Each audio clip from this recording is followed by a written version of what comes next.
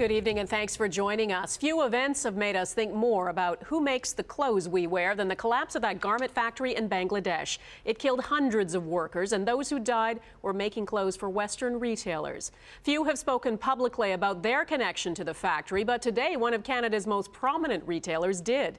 Galen Weston, executive chairman of Loblaw, called it an unspeakable tragedy, but said he believes the apparel industry can be a force for good.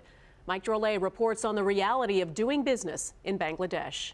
I'm shaken by the events that took place in Bangladesh last week. Like it or not, Galen Weston admits his Joe Fresh brand has become the face of the Bangladesh tragedy.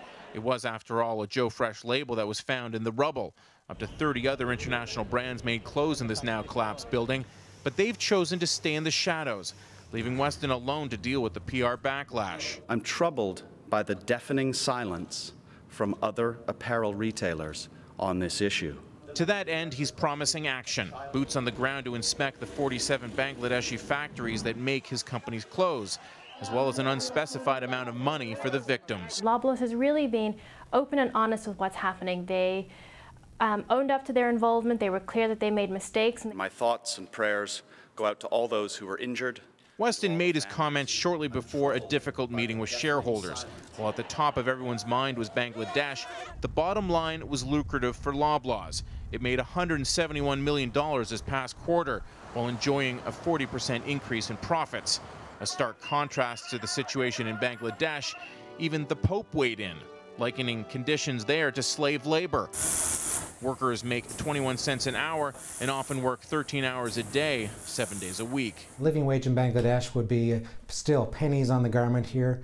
If they're that magnanimous, it's time to pay up. But that wasn't a topic they were prepared to address, despite repeated attempts. We're going to move on to the next question. Well, didn't answer my question. No, I realize that.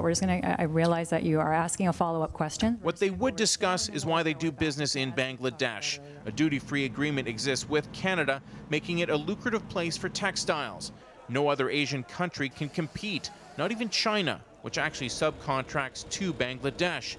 But as bad as it is, critics admit if companies like Loblaw leave, Bangladesh will be worse off. We're encouraged as, again, one of the first industries to go into an underdeveloped country. We're encouraged to go in there and start trade. Now, with the world watching, the apparel industry has to change how it operates. And for once, that means more substance and less style. Mike Drolet, Global News, Toronto.